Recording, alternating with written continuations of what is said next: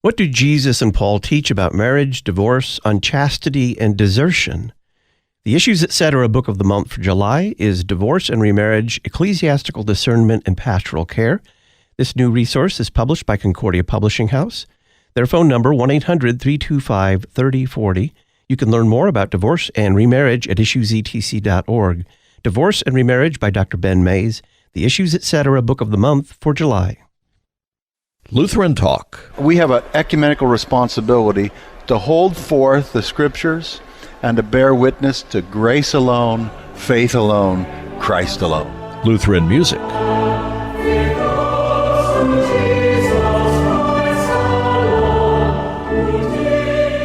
Listen anytime, anywhere with the Lutheran Public Radio mobile app. Download for iPhone, Android, and Kindle at issuesetc.org.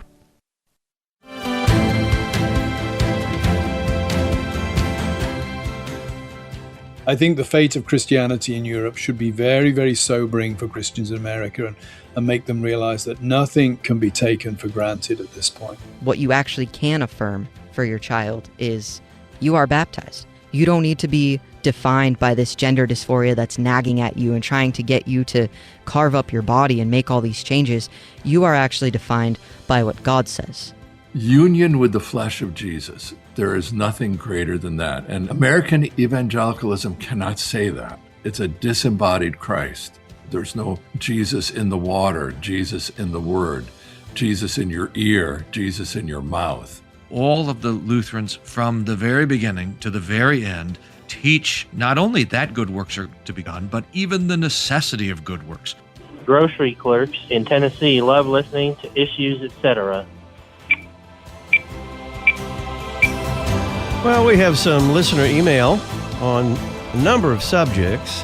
One on the image of God, another on a recent resolution passed by the 69th Regular Convention of the Lutheran Church Missouri Synod on its relationship to a different church body, to the American Association of Lutheran Churches. We'll be responding to listener email and the Issues Etc. comment line on this Friday, July the 24th. Greetings and welcome to Issues Etc. I'm Todd Wilkin. Thanks for tuning us in. After listener email, we'll spend some time with Marjorie Dannenfelser of the Susan B. Anthony list talking about the FDA Acting Attorney General Todd Blanche and abortion drugs. We'll discuss freedom of speech and freedom of religion in Europe with Lorcan Price of Alliance Defending Freedom International.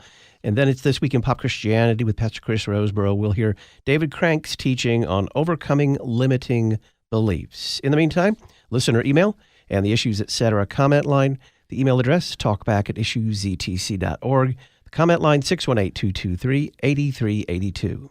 Andrew, dear Issues Etc., one of the issues that I've been following from the Lutheran Church Missouri Synod Convention is the resolution that was adopted regarding the American Association of Lutheran Churches. Frankly, I'm very confused by the whole thing and would like some clarity on the situation. I have watched the video the AALC put out regarding the situation and read a statement President Harrison, President of Lutheran Church Missouri Synod, wrote on Facebook about it, and I am no closer to figuring out what is going on. It's especially disheartening because Dr. Jordan Cooper is one of my favorite guests on Issues Etc., and he is a major figure in the AALC, especially because reading his tweets, he appears to think that this resolution passing will inevitably result in the LCMS and the AALC breaking fellowship, which by what the resolution said and by what was said at the convention is not the case at all. It seems like this issue could be sorted out with clear communication between the two parties. Do you at Issues Etc. have some kind of clear story over what happened and what would be the best way for both of our church bodies to move forward? It would be a shame if our church bodies broke fellowship over this issue. Thanks for the email. Thanks for listening, Andrew. So the AALC has been around for quite some time. I think it's sufficient to think of the AALC as one of these very small synods that formed when the Evangelical Lutheran Church in America was coming together in the late 80s as a merger of several Lutheran church bodies. And the AALC represents a group of congregations and pastors at the time who did not want to be part of that. They were smart enough to see where the ELCA would be going, and they wanted to remain Lutheran, and they wanted to remain faithful to Holy Scripture. So actual altar and pulpit fellowship between the Lutheran Church Missouri Synod and the AALC did not occur until 2007, and I don't know the history of how that came about. I know that it finally, sometimes these are the product of years and years of talks. So I don't know when that process began, but I know that it culminated with full altar and pulpit fellowship in 2007. So we've got almost 20 years of, and I'll explain the term, full altar and pulpit fellowship with the congregations and the pastors of the AALC. That term is a term of art in the Lutheran Church Missouri Synod because we take church fellowship very seriously. You will note that the Lutheran Church Missouri Synod will occasionally declare altar and pulpit fellowship with various church bodies around the world, and that is not done glibly or with any triviality whatsoever. It is done as a result of long discussions, often as the result of the Missouri Synod, just to be quite honest with you, insisting that these other church bodies clean up their act a little bit before we can be in altar and pulpit fellowship. And then once it is established, it means that an LCMS pastor can be called to an AALC congregation, and an AALC congregation can call an LCMS pastor, and vice versa. We can preach at each other's services, we can administer sacraments in each other's churches, and effectively, while remaining organizationally distinct from one another, we effectively form one church body when it comes to the sharing of pastors and of pulpits and of fonts and of altars. That's what we call it, full altar and pulpit fellowship. Now, fellowship in the church should be difficult to form because it's a serious matter. The apostle tells us that there are divisions among us, and that the divisions, if only do this, they demonstrate who is genuine. That's what he says. So we should be slow to form fellowship, but we should be even slower, and it should be even more difficult to break fellowship. Because to break fellowship is to say to one another, sometimes it's mutual, sometimes it isn't, not that you are no longer Christian, but we no longer believe, teach, and confess and practice the same things. And again, sometimes it's mutual, sometimes it's just unilateral, is to say to that other church body, its congregations and its pastors, while you remain Christian, you are heterodox. That means wrong teaching in some significant way. Now, the issue that brought about the resolution, and I think this resolution came from a district, if I'm not mistaken, or it's the original resolution. I know some of its particulars. I'm not going to talk about them because they do involve church discipline. And I have opinions on those things, but I'm not going to express them here. But it has to do with the fact that apparently, I'm using that word very strongly here because I don't know the full facts of the situation. Apparently, the AALC was reinstating pastors that had been removed or separated, is the term that the resolution uses, for cause. That means that there was a good reason that the pastor would no longer be serving as an LCMS pastor, and that they had been reinstating them. And again, I don't know all the details of the investigations that take place before this happens, and there are ecclesiastical investigations that take place before things like this happen. I trust that it was not done kind of glibly on the part of the AALC. I think that they believe they did their due diligence, but they were able to seat some pastors that were no longer LCMS pastors for cause. They were able to seat them as pastors in good standing, and that's where we run into I believe, the locus of this problem. And I was surprised that the resolution made it to the floor personally, because I thought, well, the facts are in dispute, and you can't make a decision as a convention when the actual facts that are laid out in the whereases of a convention resolution are still in dispute. But the floor committee handling this, and I think this was Theology and Church Relations, said, Wilkins wrong. The facts are not in dispute. We know the facts, and they were probably in a position to know the facts way better than I am. And they still recommended the resolution in some form. It did pass. It did not break fellowship between the ALC and the LCMS. It did say that over the next triennium, the Secretary of Synod, that would be John Sias, would be compiling a careful list of pastors who have been received in good standing by the AALC congregations that were not in good standing with LCMS congregations. And that the president of the Lutheran Church of Missouri Synod would, over the next triennium, do two things. One, continue to resolve this. He is the chief ecclesiastical officer, and so it's his job to try and work this out.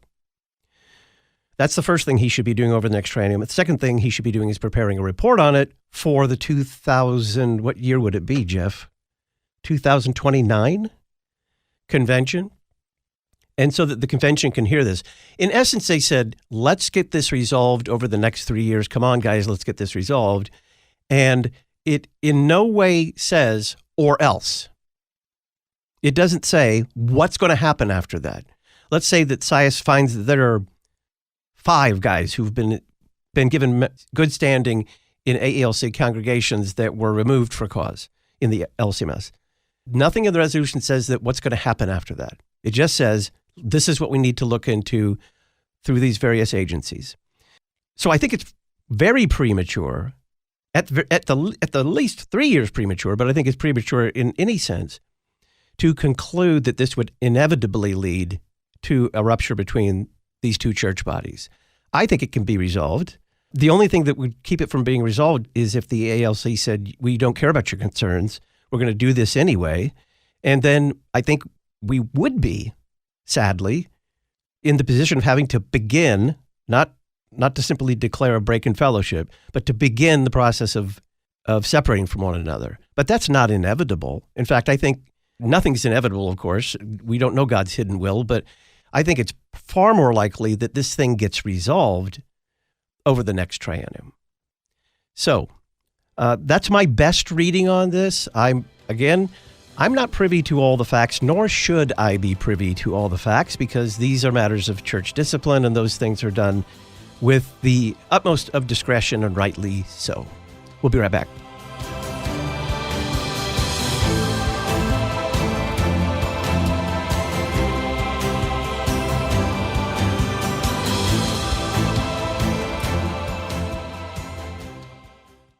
What do Jesus and Paul teach about marriage, divorce, unchastity, and desertion? The Issues Etc. book of the month for July is Divorce and Remarriage, Ecclesiastical Discernment and Pastoral Care. This new resource is published by Concordia Publishing House.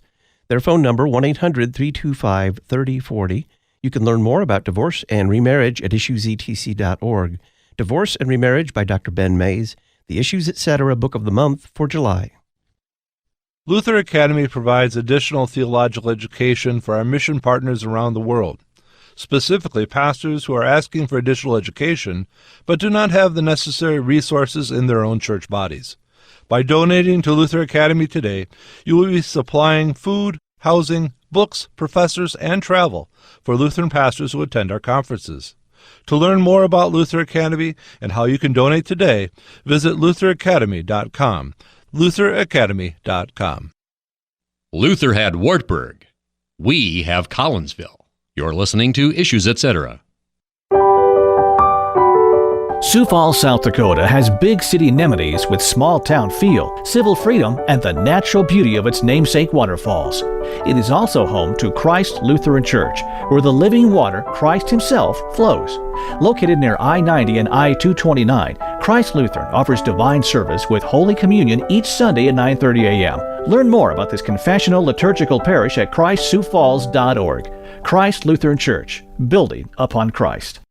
Concordia University Chicago invites all high school students to attend the annual Careers for Christ weekend in person on our beautiful campus in River Forest. Careers for Christ is October 10th through the 12th. You'll have the opportunity to learn about professional church vocations while having fun with CUC staff, faculty, and students. For more information, visit cuchicago.edu/C4C. That is cuchicago.edu/C4C.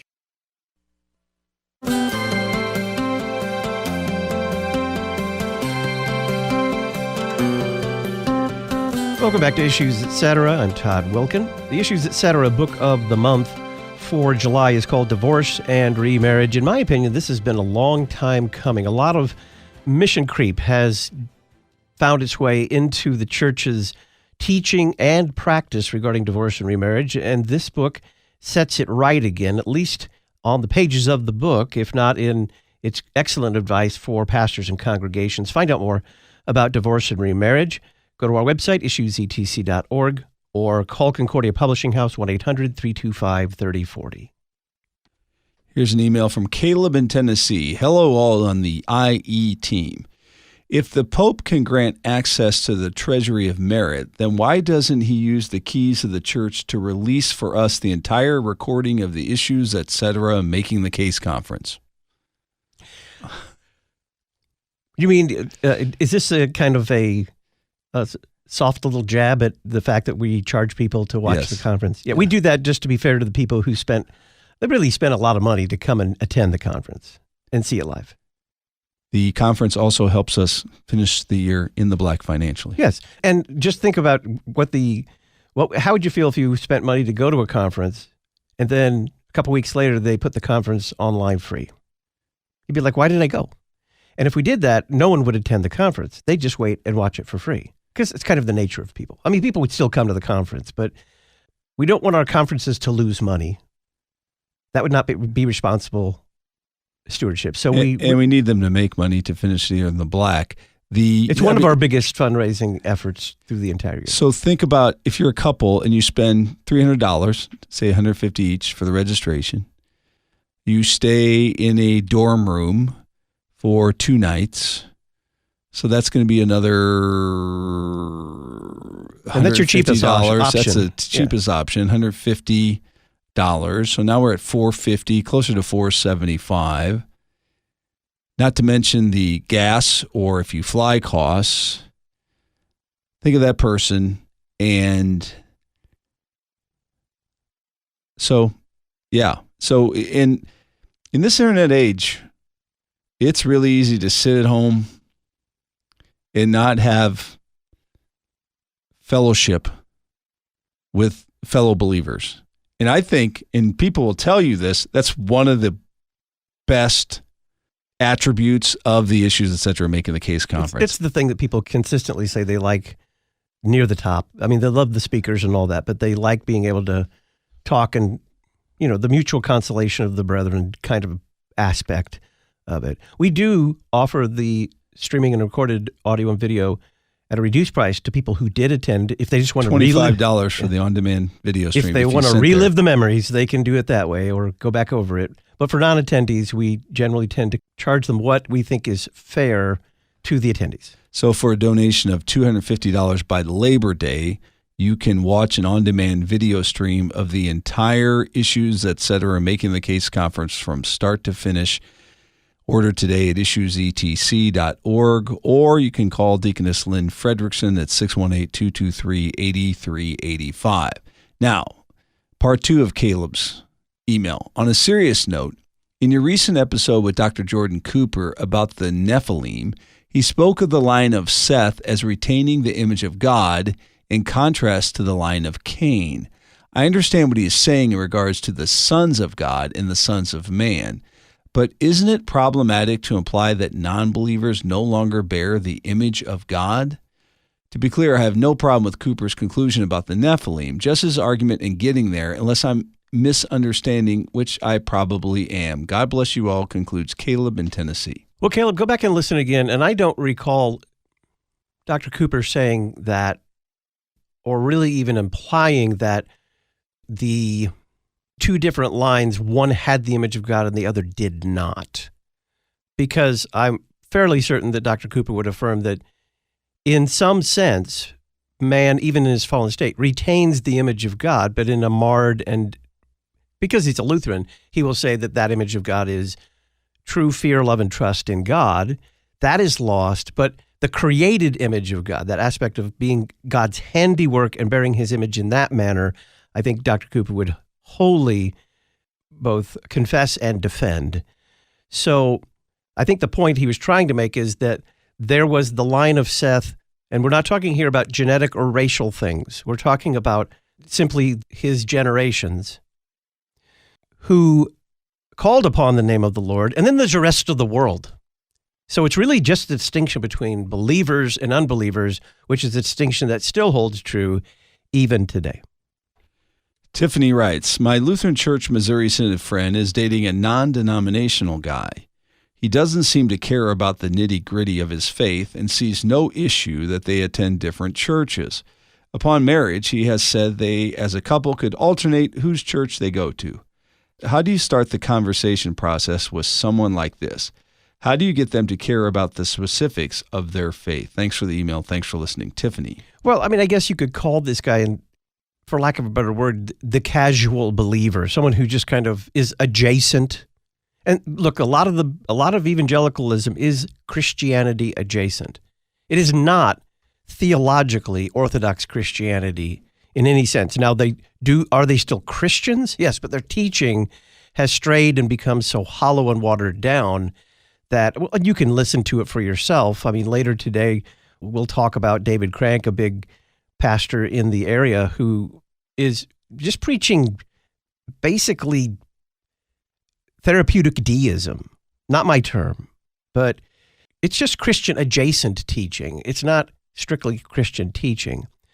And it's produced a lot of these, like the term you use, non-denominational guy. It's producing a lot of non-denominational guys and girls who have basically been told that what they believe, with very few exceptions, really doesn't matter that much. It's kind of a therapeutic relationship that they seek to have with God. And sometimes, sad to say, if you were to ask them who that God is, they couldn't give you an Orthodox Trinitarian answer. So when you abandon and when you soften down and water down the teachings of Christianity, you don't end up with Christianity light. You end up with a third thing. Not quite unbelievers, but barely believers, I guess you could call them. You wouldn't want to cut them out of the Christian fold, but you would want to say, but they believe so little of Christianity that even those things they do believe, like I believe Jesus died for my sins, ask them, who is that Jesus? And they wouldn't be able to tell you. But answer her question. So the question is, how do you deal with that? He needs to be acquainted with the fact that Christians are not just casual believers in a few things. Church is not a social club, and that what we believe is a matter of life and death. That there is a distinction between believers and unbelievers, and that distinction is faith in the one true Jesus Christ as proclaimed in Scripture, as revealed in Scripture, and as confessed by the church. And you know where I'd start? I'd just start with the Apostles' Creed. And say, let's just walk through the Apostles' Creed and see if you can affirm everything this says and why these things really matter. Introduce him to genuine historic Christianity. Then go on to the Nicene Creed, which will really separate the men from the boys, because then you'll find out if the Jesus that he believes in is the real Jesus or not. And I think that's where I'd begin. The church has kind of done the work for you. One final email, Jack, listening to Issues, Etc. from sunny and hot Ponca City, Oklahoma. Kudos on the recent series with Dr. Arthur Just on a life lived on the road to Emmaus. I appreciate his knowledge and experience. Also, I very much appreciate the way he speaks, as he is direct, low-key, and addresses topics for a pew sitter like me. President Harrison is much the same. Thanks for listening in hot Ponca City, Oklahoma, Jack. Well, Jack, thank you very much. That was a pleasure doing that series with Dr. Just.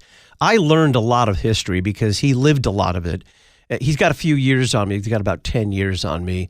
And a lot of the stuff that was boiling up in the Lutheran Church Missouri Synod when I first became a pastor, he had already been in the thick of it for a decade. And it was nice to hear some of that history from a personal perspective. When we come back, it's time to turn the subject to the FDA, Acting Attorney General Todd Blanche, and abortion drugs with Marjorie Dannenfelser.